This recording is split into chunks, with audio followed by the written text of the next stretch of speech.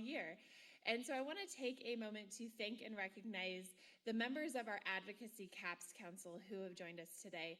This group works really hard during sessions. They have multiple meetings on their own time. They're reading the bills and making sure they come prepared to the meetings. The work we do wouldn't happen without their support and the leadership of Ed Rothschild, who is the chair of our Advocacy CAPS Council. So if you serve on that committee, if you'd please stand so we can give you a big round of applause. Thank you all. I also want to thank the Arvada Chamber Board of Directors. I know many of you are here today. Our process as an organization is that the Advocacy CAPS Council reviews the legislation and makes recommendations to our board. And our board's job is to ensure that we stay in alignment with our policy pillars.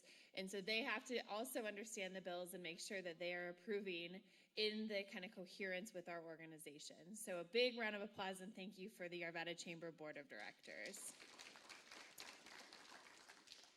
So on the screen now, you see a little bit of a reference point to our 2023 scorecard. We'd encourage all of you to visit arvadachamber.org and click on our blog, and that's where you're going to find this update. There were a lot of bills introduced this year. We ended up taking positions on 31 of those. We looked at many more than that, but decided that it wasn't in the best interest for us to do that. So you'll see what that looked like kind of by the numbers on the screen, and I would encourage you, if you're interested in what positions we took and why, to visit our website and take a peek at our scorecard. I do want to give a special shout out to two of Arvada's finest who were really strong leaders on bills this year. Daniel Riley with Arvada Economic Development really supported the passing of 1189, which was a state income tax credit. So big round of applause for Daniel for employers to help fund up to $5,000 down payment assistance for employees. And then Joe Hanksler, who I don't think Joe is here yet, but he was a leader in the retail, complimentary retail alcohol. So now when you go to retail, they can legally give you alcohol instead of not legally. So that's really good. Awesome. It is now my pleasure to welcome our keynote presenter today, Ed Sealover. With a background of 28 years in journalism and reporting on the Colorado legislature and the business community, Ed Sealover brings extensive experience and knowledge to the chamber. Sealover previously served as senior reporter for the Denver Business Journal for 14 years, where he reported on state government, economic development, transportation, healthcare, tourism, hospitality, and the beverage industry. Ed is now the VP of Strategic Initiatives for the Colorado Chamber of Commerce and the editor of his new site, The Sum and Substance. Please join me in welcoming Ed Sealover to the stage.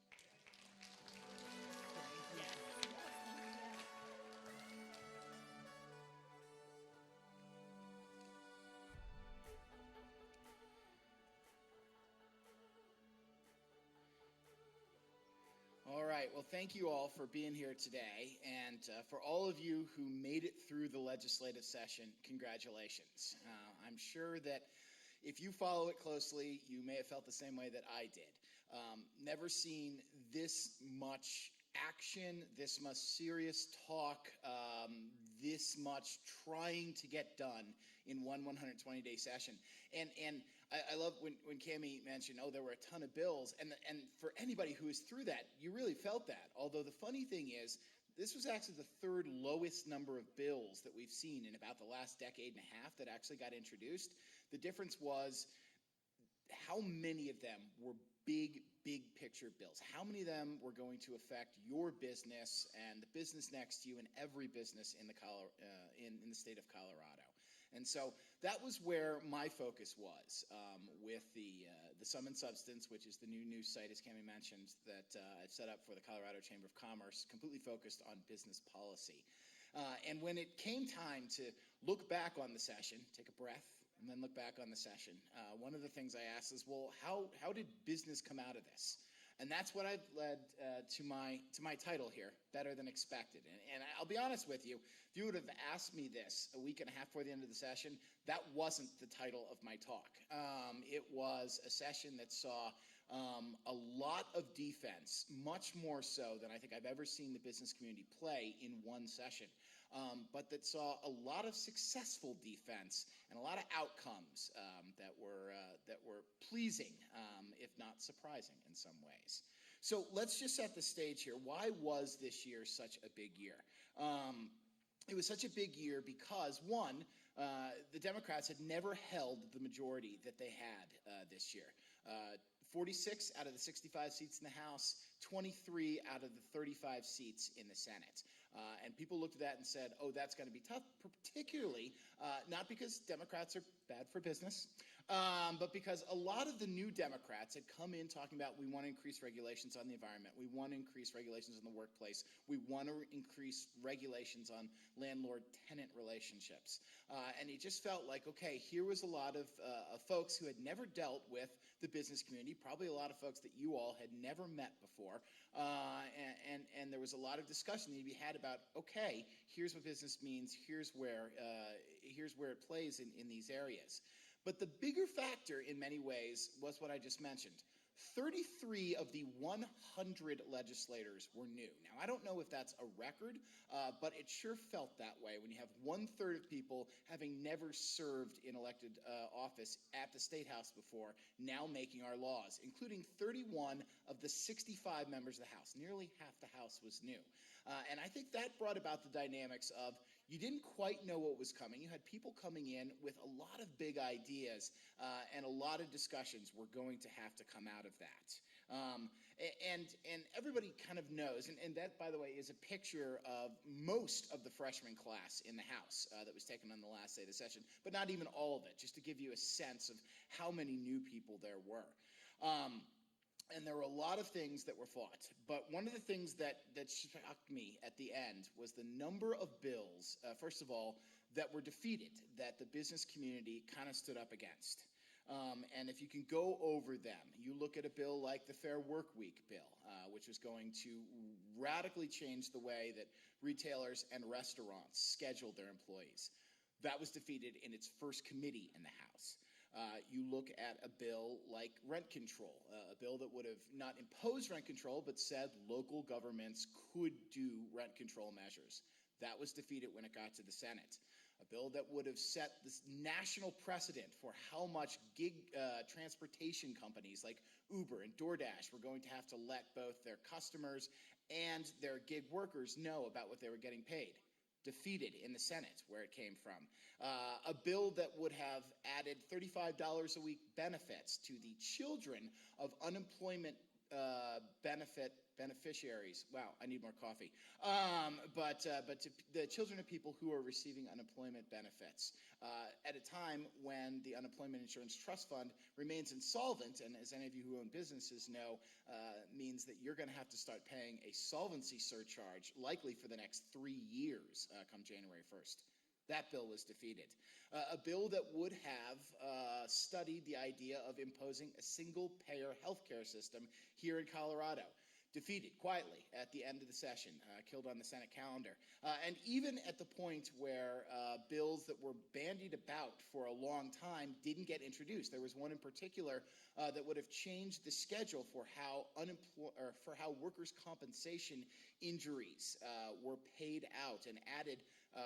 It was estimated between $176 million and $195 million in cost to our billion-dollar workers' comp system. That bill did not end up coming about. So those were a lot of things that were negotiated, discussed, and while they needed a lot of defense, were considered wins by much of the business community. That's one reason you might say, hey, it was a better than expected session for business. There were a number of bills that were pared down as well, significantly from their original form. One of them, which I put a picture up there for one of the committee hearings, House Bill 1294. For anybody who may be familiar, this was a bill that started out as a pretty significant reform of the air quality permitting system that was going to have to require a lot more permits for even what were considered minor sources of pollutants. And it was going to require the Colorado Department of Public Health and Environment to do investigations on pretty much any complaint that was filed. Right now, they have a limited amount of staff. They pick and choose. They go after the complaints that they see as the most significant. This was going to change all of that. And it was a bill that was then modified 3 times as it went through the legislative session. As it ended up, it's a bill that creates an interim committee to look into this issue that requires the Department of Public Health to take citizen evidence of pollution, though it doesn't put them on very strict timelines on how to investigate the cases, and it requires them to finish a rulemaking they've already started on how to define cumulative impacts. I'll be honest, I've not seen a bill changed 3 times in the way that one was and make it through, but it speaks a lot to the negotiations that went through and the very different place it's in now. Another bill that's in a very different place now is a bill that we just refer to as House Bill 1192. It was a 2-part bill. One was it updates the state's antitrust law. Not a lot of worries about that. Yes, the state's antitrust law needs to be updated, no big changes, but it also had a clause in it that, for lack of explaining its complexity at length, would have allowed construction defects lawsuits against single-family homes, the way that it was written. And I think all of you know the problems that have been going on with construction defects lawsuits for the last few years.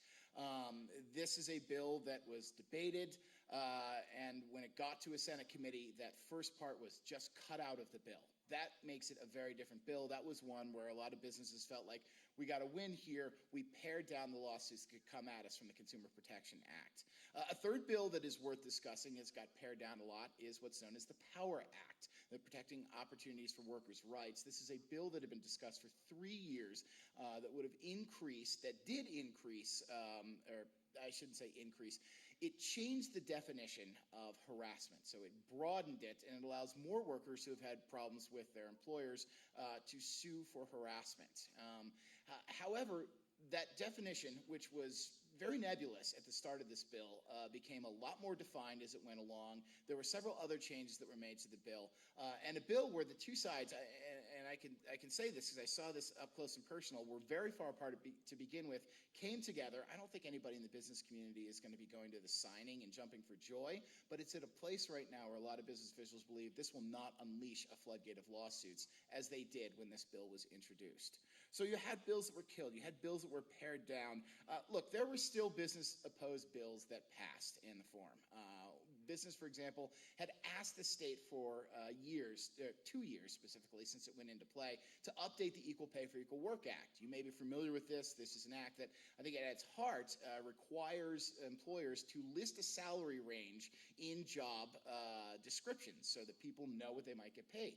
Well, this has created problems for out-of-state employers who are looking for remote workers who don't want to conform to that, as no other state has that specific requirement for out-of-state employers. And it's created a lot of ads that say Coloradans need not apply. Businesses went back and said, hey, can we work on updating this? And the sponsor said yes. And they didn't actually deal with that specific measure when they updated it. So businesses considered that a loss. It actually increases regulations, doubles the amount of back pay that workers can get if they are proving their claims for being discriminated against in pay. But not probably one of the top 5, 6 bills that was on the business worried about their effects to begin with. Another bill that passed that I think business is still seeking, a number of businesses are still seeking a veto on, is a bill that would create a first-in-the-nation right of first refusal for local governments to step in when apartment complexes of at least 30 years of age are being sold, and to say, oh, is that the price you're asking? Well, I'll pay for it. It's a measure that's meant to create more affordable housing. Business owners, business groups are worried that it's going to just stop investment out here because it could radically slow down some deals that now go through in a week. It gives about about 90 days. Sorry, I had to do math in my head and it's early. About 90 days for the government to step in, slow it down, and consider buying it. That's something that business would still consider a loss. But for all those, and if you could point out 2 bills that may be complete losses for most business, I could also pick out 5 of them that were complete wins for business this year. You had 2 great workforce development bills that went through. One that's going to create free credentialing to the tune of about $45 million for people wanting to go into really labor-short careers: education, law enforcement, nursing, construction. That's going to create a pipeline of new workers who need credentials to get in there. Another bill in the same vein is going to create a $1,500 scholarship for everyone in the graduating class of 2024. So that can help a lot of students get right into the field, especially in a state where only 50% of students go for any kind of advanced education after getting out of high school. This may be the certificate they need to get their career started in construction, or to get their EMT certificate. That was considered a big win. Another bill that was considered a win is one that I'm sure you'll hear one of our panelists talk about later, that creates a tax credit for employers who want to help their employees save up to buy a house. This was the bill that was probably the least controversial of all the housing bills this year, but that one passed through very quietly. There was another bill that creates $75 million in incentives for semiconductor manufacturing at a time when the federal government is going to start putting money hand over fist to trying to get reshoring of semiconductor manufacturing. Colorado wants to play in the game, and it put forth a significant amount of money for it. And even for those of you that have had to deal with the retail delivery fees, the 27-cent fees that are stuck onto anything you sell and then move, ranging from your DoorDash meal to a car that you may buy and deliver to someone, nobody seems to complain about the 27 cents, but the administrative burden and how that was set about was pretty heavy. So much so that the pair on the screen right now, that's Senate President Steve Fenberg and Senator Kevin Van Winkle, who may hold the most opposite views on the political spectrum in the Senate, got together and said, let's fix the administration of this. And that went through as well. So there were actually, in that sense, more pure wins than pure losses for business from it. Now, of course, there is the unknown, too. Everybody's probably sitting there saying, wasn't there that small land use bill that we talked about? Yes, there was. Governor Polis's attempt to really change the way that the state and local governments can decide how things are developed.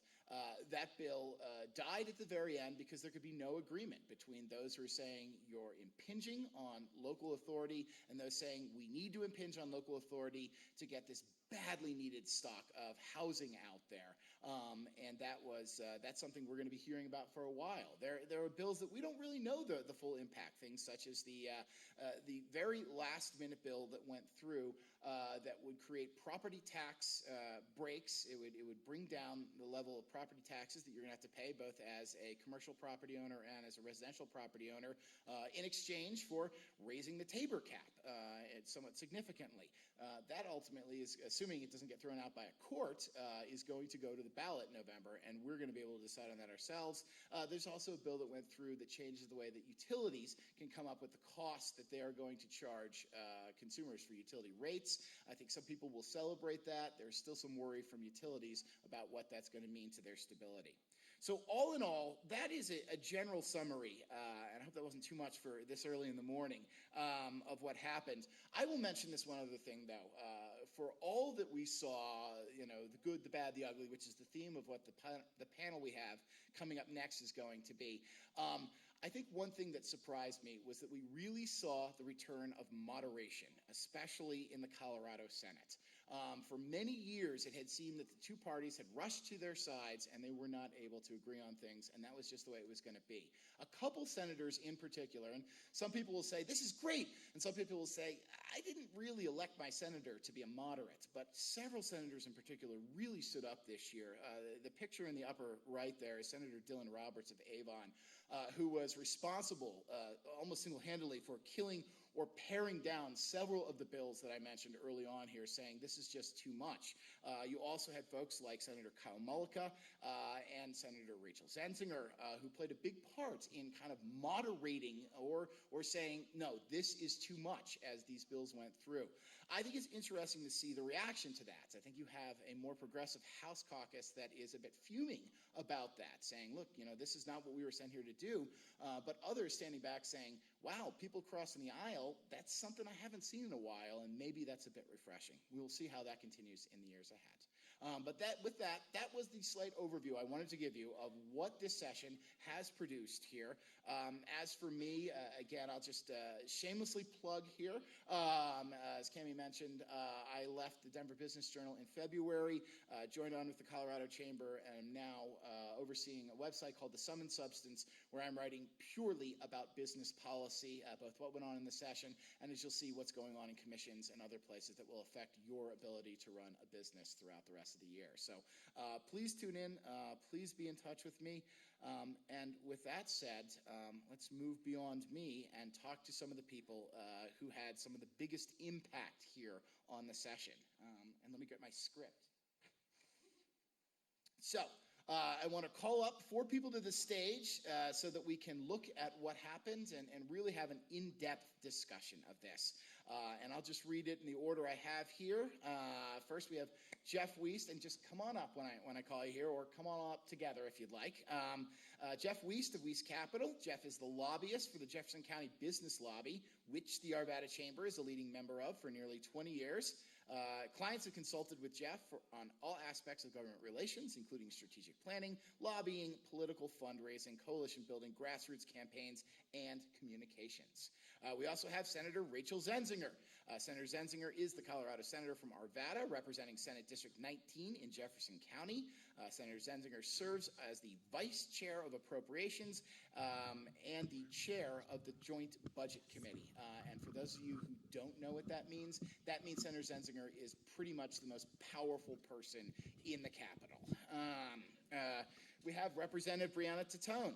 Brianna Titone represents House District 27 in Jefferson County. Brianna serves as chair of the Legislative LGBTQ Caucus, chair of the Joint Technology Committee, and as a member of the Energy, Environment, Health Insurance, and Agriculture, Livestock, and Water Committees.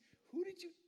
I'm not an energy and environment. Okay. I was going to ask who you ticked off to get that many committee seats, but okay, just the last 2. Sorry about that. But and finally, we have Rachel Beck. Rachel Beck is the executive director of the Colorado Competitive Council, also known as C3. She has 20 years of experience in municipal and state government policy, research, and strategic communications. So I'm going to migrate my microphone over here. So work with me.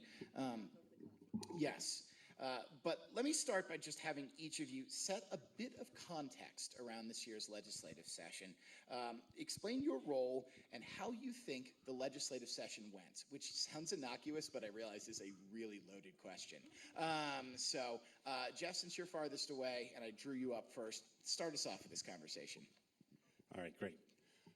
Ed, thank you for doing this, and thanks everybody for being here. I first wanted to start by echoing Cami's comments at the beginning of thanking the CAPS Advocacy Council.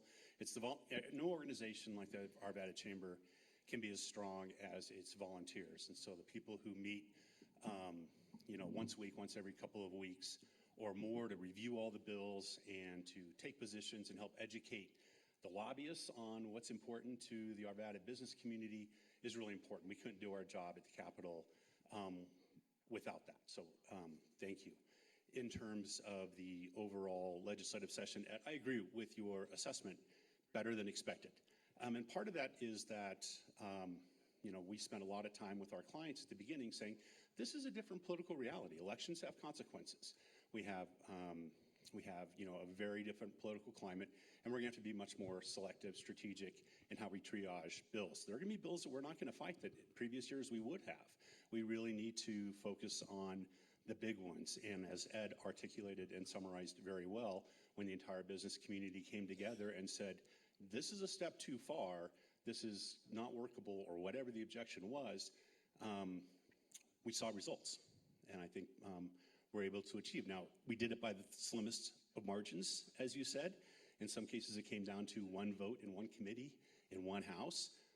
But nevertheless, I think at the end of the day, being strategic about it was incredibly helpful, and probably more importantly, relying on voices outside the Capitol. We kind of had to relearn as a business community lessons that we were able to, not focus on, kind of traditional lobbying, grassroots one-on-one stuff that we had to bring back. Really getting business owners down to the Capitol to testify, such as in the scheduling bill, We succeeded in that like we haven't in years past. Representative Tatone, your take on the session. Well, it was an interesting thing coming into the building with a larger majority, especially in the House. I was a little concerned because we need Republicans there, and we had fewer and fewer in the House. We had a supermajority, and as a Democrat, I would say, wow, that's great, but it's really not, because we did have a new diversity of voices in the House that really created some internal friction among our own party, which you've probably all read about by now. But that was something that I knew in the very beginning was going to be something that was challenging, and we had to deal with that the way that we did. The Senate did change a lot of bills, which was a good thing. There was not a lot of things we could do in the House with the progressive majority that we had. So a lot of the bills came into the House, they got changed, and they went back over to the Senate, they got changed again. That was kind of how we saw it go through. But we did have a lot of really great policies that did come through both chambers and go to the governor's desk. And we did tackle a lot of difficult issues and really set ourselves up for more housing, more opportunities, and a lot of things that are going to make our economy even stronger than it is. So I think that the session was tumultuous, but ultimately ended up coming out on top, I think, for the people of Colorado. Senator Zenzinger. So I would say that my answer is very similar to Rep. Tatone's. On a personal level, I thought it was enormously successful and interesting. It was also the most stressful session that I've ever had at the same time. So seeing a lot of bills pass, a lot of success, but then when you stand in that middle, when you change other people's bills. When the bills came over from the House, there was a lot of pressure riding on the Senate in particular to address those issues that were unable to find resolution in the House.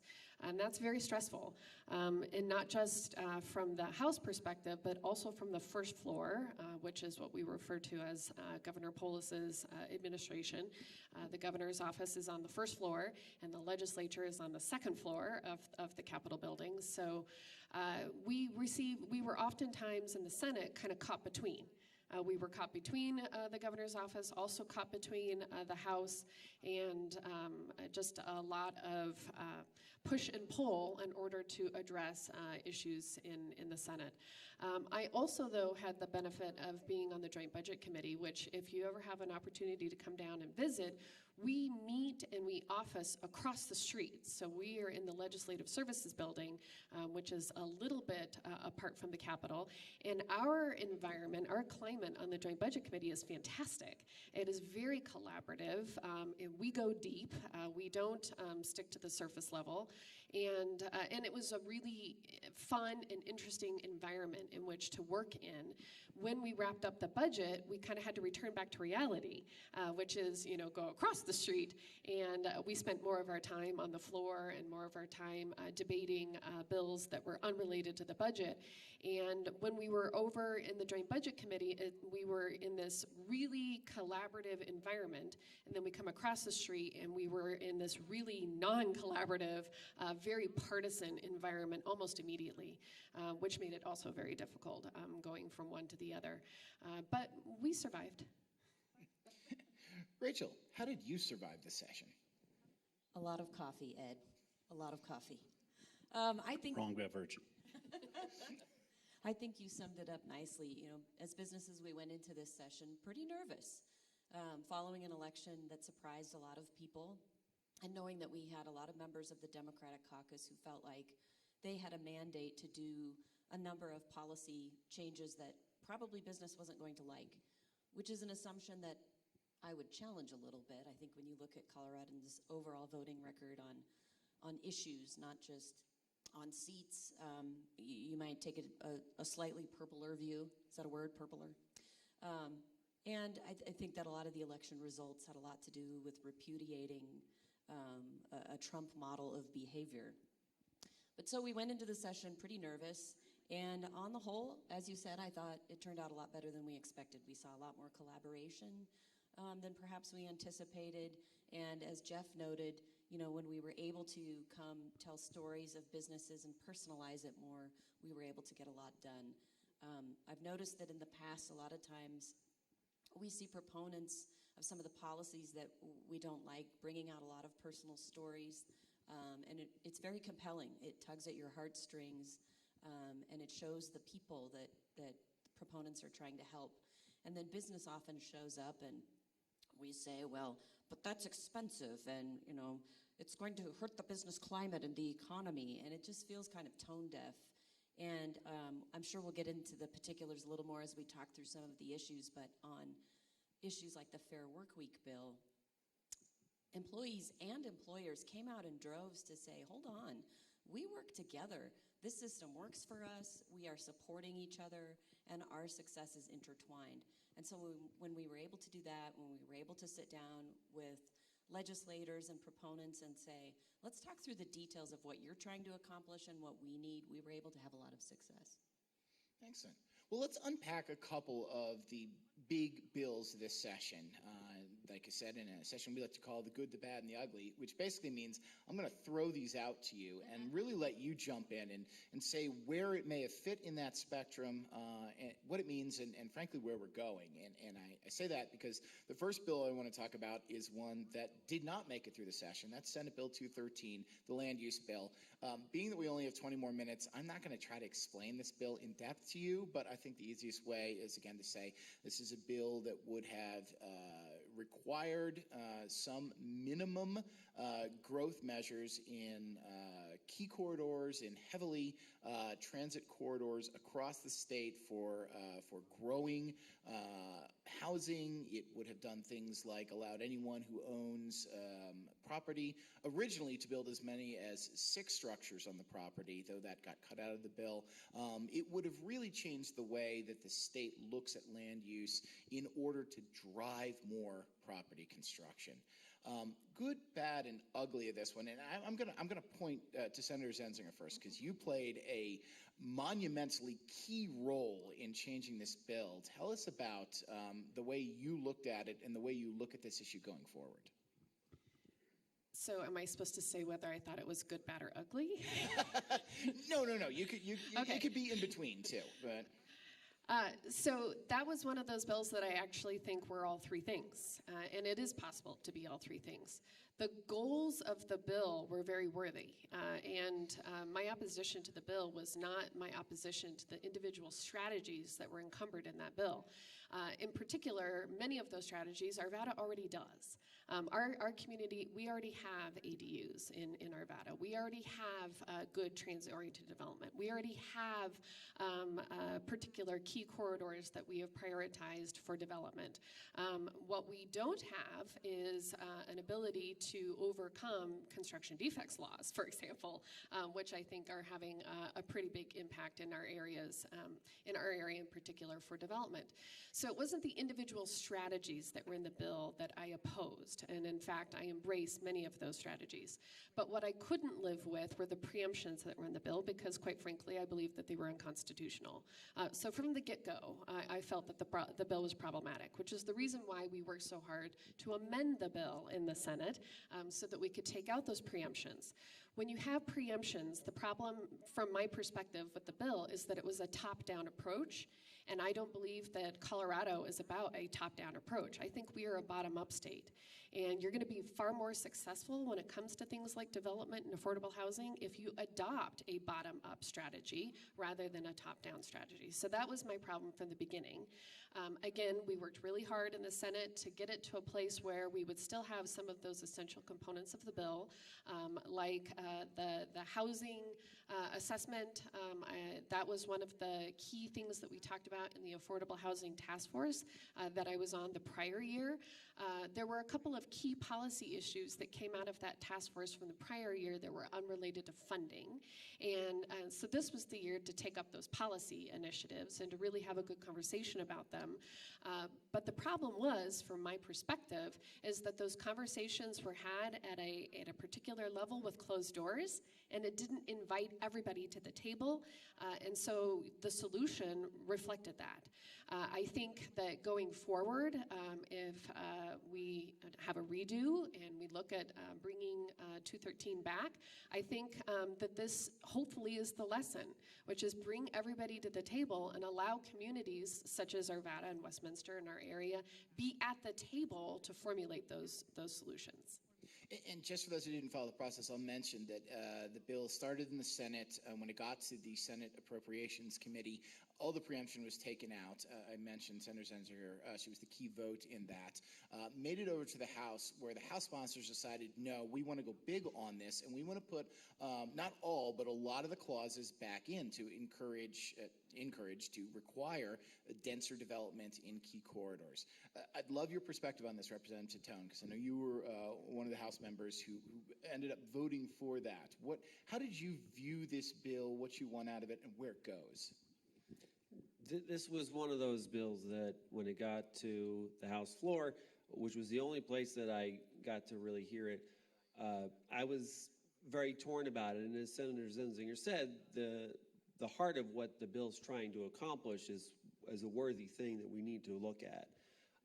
How it was going to be done was quite different from the Senate and the House. There was a lot of work done on it. It was a very big, long policy. It was really hard to keep track of where it was, because people were saying, oh, well, this bill does this, and I'm like, does it still do that? Because it came out of a different committee now, and does it still do that? Because it changed so rapidly, it was hard to keep track, and the bill was so thick, it was hard to keep up with what was going on. So, I was trying to educate myself up to the minute of where it was to understand where it was. But, being that it was a Senate bill and it was going to go back to the Senate after the House, I thought that, well, the Senate got to a point where it was good. Let's give them another shot at rectifying those issues. And if we vote it out of the House, there's a conference committee, and then they can figure out what those differences are and come up with a compromise. And that didn't end up happening. So, I was trying to give the policy a chance to get it out of the House so that could happen, because I did think there were some items that we should go through. But it was a difficult thing because I was getting a lot of mixed opinions about where people were at on the policy itself, and did they support it at this point or this point or this point? It was hard to keep track. So I was hoping that the conference committee would have come to a good place, but ultimately it didn't. So we'll have to come back next year, and being that it was a big policy, maybe it'll be a lower number Senate bill or House bill, and we'll have a little bit longer conversation on it. Well, thank you. And Jeff and Rachel, I'm not going to ignore you on this one, but I'm going to invoke Rule 14 here because we have a lot to cover. Sorry, that's an inside term for how you cut off debate in the House. Because I want to move on to the issue of the property tax bill. And this was maybe the single most complex legislation of the session. And Cammie, thank you for cribbing my story to try to to summarize this. But basically what the bill did is it reduced assessed evaluations for many classes of property, including new subclasses of property, extended those reductions for the next 10 years, put a soft cap on how much property value could rise by inflation each year unless a local government decided to override that, allows the state to backfill the lost revenues to local governments by increasing the TABOR cap by 1% each year, cutting down on TABOR refunds from that if the voters approve that in November, and allocates up to $20 million in funds toward rental assistance. This was a bill that wasn't easy to put in anyone's basket. Let me start with Jeff or Rachel on this one. Where, from a business perspective, did your organizations come down? How did you think about this bill? Jeff knows that this is my soapbox of the year. I was very disappointed in the process on this one because it was so complex. The initial bill was introduced with a week to go in the session at a time that was very busy. The legislature still had a ton of important business to deal with, and I was very disappointed that this is a problem we knew was coming for more than a year, and to wait until the very last minute to drop such a complex bill meant that there wasn't enough time to analyze it and even understand a lot of the provisions that were in the bill, or to have the conversation with stakeholders to say, is this a good idea? How will this affect you? There were also a lot more provisions in there than I thought needed to be. So rather than just dealing with the property tax issue and keeping it pretty simple, there are other provisions in there about tax policy. There's funding for K through 12 education, which interestingly is not getting a lot of coverage in the media or discussion. I think perhaps because there's so much in there and property tax is the focus, that people are focused elsewhere. And then there was another bill that was in response to some of the provisions in the initial bill that was introduced with 3 days to go over the weekend, in the late hours of an evening session.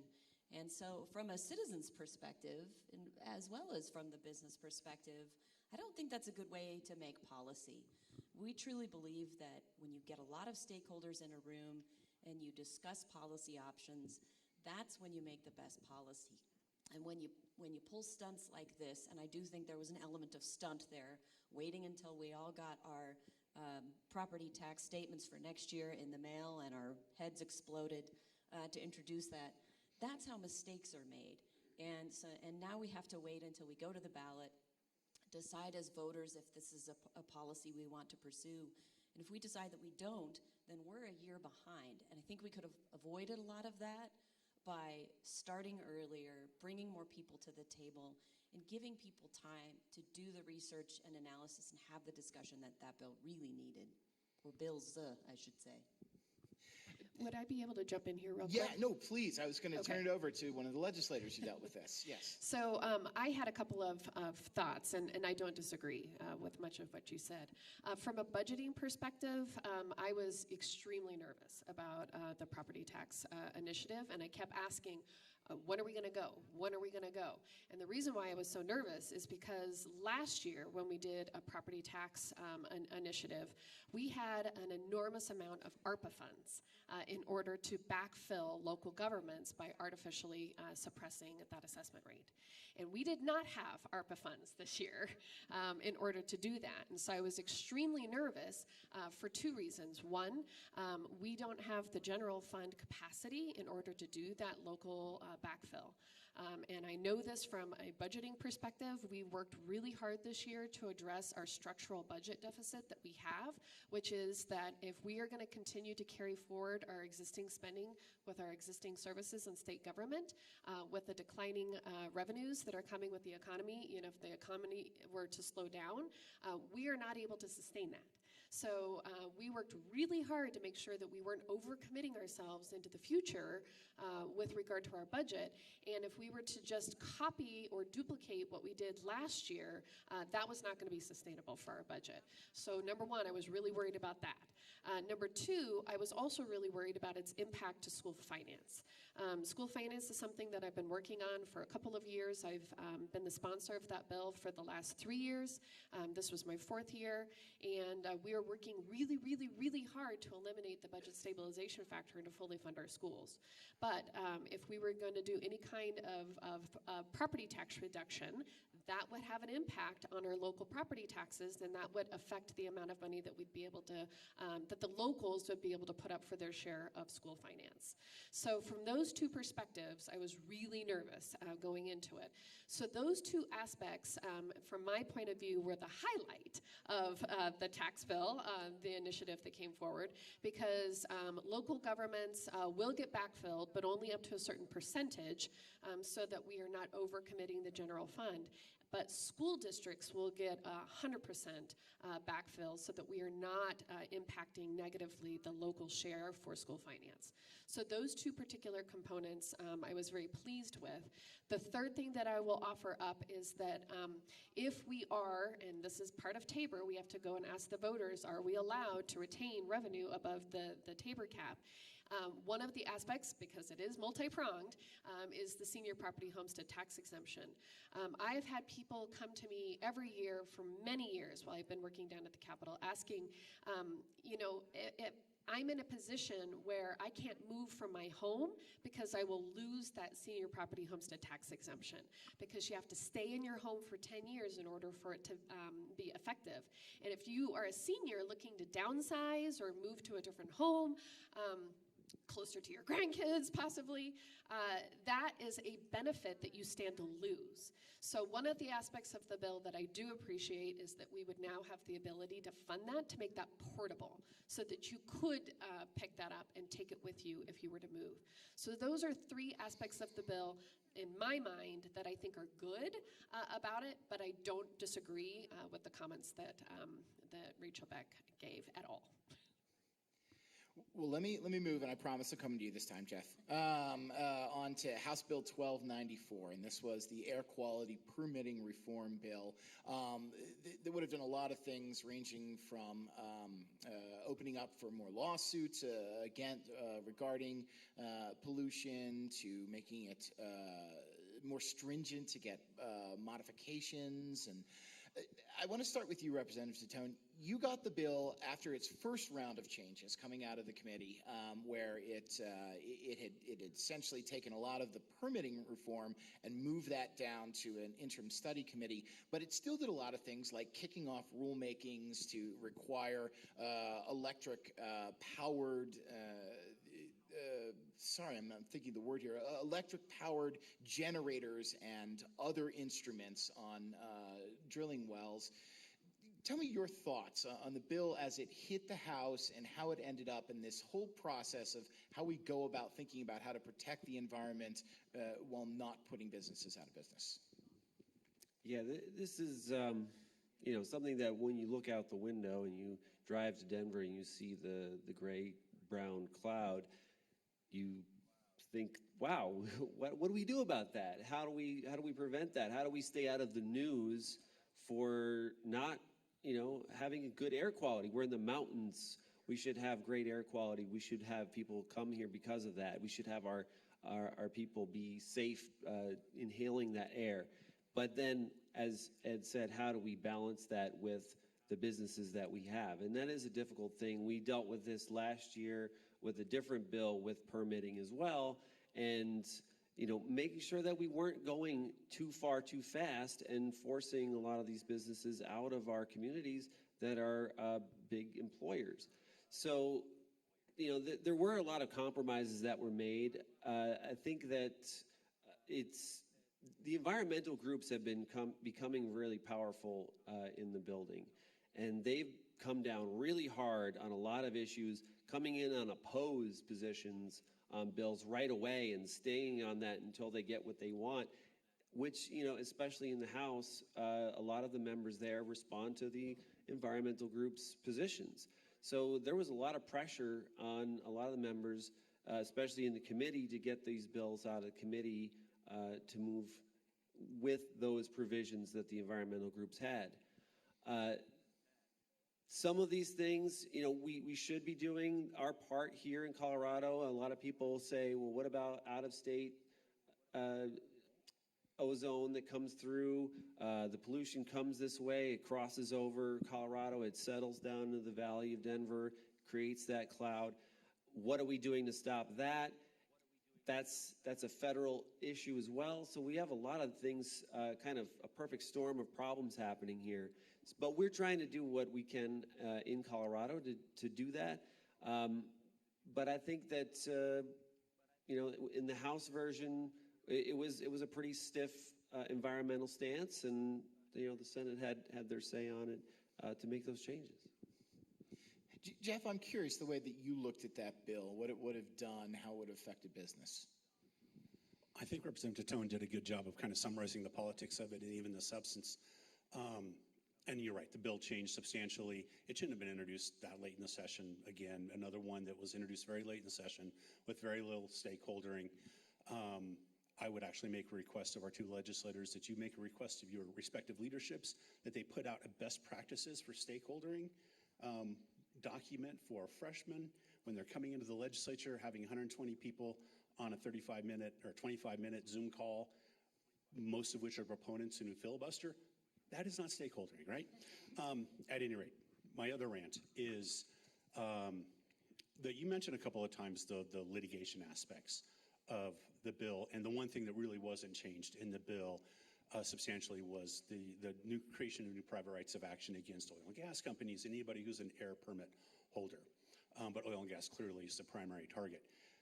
We actually at C3 put together a list of all the bills introduced just this year that created new private rights of action against businesses, expanding existing ones, expanded the Consumer Protection Act, lengthened statutes of limitations, gave the Attorney General more litigation power over businesses, and it's a two-page list. It's over 30 bills, and that's just from this year alone. And so one of the things that we're starting to talk more and more about is how the fundamental litigation environment in Colorado, which is important for our economic development prospects, just for survival of small businesses, et cetera, and just the overall cost of doing business, which ultimately gets passed on to the consumers, is changing in a very fundamental way. And that's kind of a sleeper topic that few people have been paying attention to in this last legislative session, and we're going to be talking more about that. Excellent. Well, I look at the time here, and I'm going to go for a lightning round here, where I'm just going to, for all we've talked about, defense and opposition, tell me the thing you're most proud about this session. And that'd be for all four of you on stage. Let me start with you, Rachel. The thing I'm most proud of this session is the collaborative work that was done to come to an agreement between the business community and proponents of something called the POWER Act, and you mentioned this briefly in your presentation. That's a bill that the business community has fought successfully for a number of years. It would change the definitions of harassment and discrimination, which are currently based in the state on 40 years of case law. And so businesses were really concerned that that would open us up to frivolous lawsuits or meritless lawsuits while the courts worked out the new framework. It was very personal to the proponents. There were a lot of those stories that I talked about earlier of people who had been affected by this issue that were not getting the justice that they sought. And this was one of those good news stories of the State Chamber, C3, the Special District Association, and some attorneys who donated their time all sat down over the course of months. We had many, many meetings to bang out the details, to work through, what proponents wanted to see, what businesses were worried about. And again, after years of arguing about this, we were able to come to something that made the proponents feel like the people they were trying to protect had better access or a better system to depend upon, and we were able to protect businesses who are good actors and who are working to create respectful working environments. Senator Zenzinger. I think the highlight for me was chairing the Joint Budget Committee and the fact that we had, for the first time since 2017, a unanimous vote in favor of the budget by the Budget Committee. All 6 members, both Republicans and Democrats, worked really hard together. It was also a brand new committee. I was the only returning legislator to that. So it was challenging, teaching 5 new members of the committee about the budget process, but ultimately we delivered the budget on time. It's a balanced budget. It's not a very sexy budget, but that's okay because it's a practical budget, and I think that that's what was called for this particular year. So very proud of that, and the fact that all 5 members of my budget team were very pleased with their experience, and they all felt respected, and they all felt like they had a voice. We'll put sexy budget on our next list of discussions. Representative Tone, what were you most proud of? There was a lot of federal money that was put on the table for states to take advantage of this year, and we really worked hard to make sure we were leveraging all of those opportunities. And The CHIPS Act, we put that into place to leverage hundreds of millions of dollars for that to create more industry here. The bill that I did for clean hydrogen, we stand to get $600 million for that to start a whole new industry. And these are, and one other thing about broadband.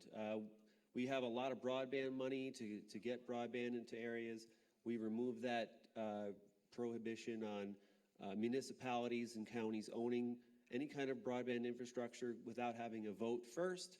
So now we can make sure that those lower level governments are able to get all of that funding that they can get to really supply that services to all the people in their communities. We saw that money on the table. We wanted to make sure we brought it down here to Colorado to create those opportunities, and we did just that, and that's going to help our economy grow, and can't be more proud of that. Jeff, bring us home on things to be proud of.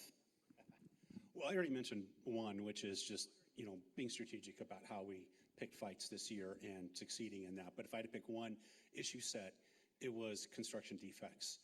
We talked about land use and how even if the land use bill was perfect, and it wasn't, in the past, it wouldn't have solved the problem of supply and demand.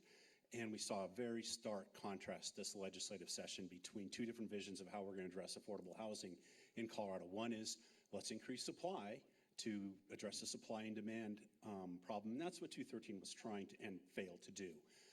The other vision, though, was 8 different bills that individually and as a package seemed designed, in our view, to limit supply of housing. We talked about rent control, we talked about right of first refusal, but there were also 2 major bills that would have significantly expanded litigation against new construction and extended it to single-family homes, in addition to our existing problems with multifamily and condos and affordable housing.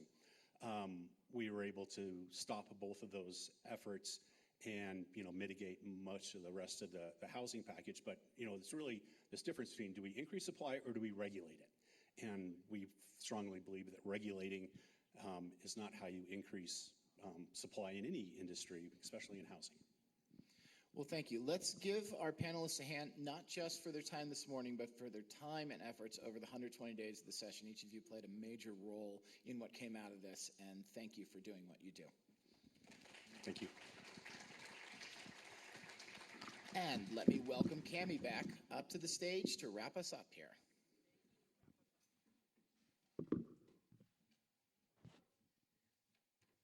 One more big round of applause for Ed Seelever and our panel.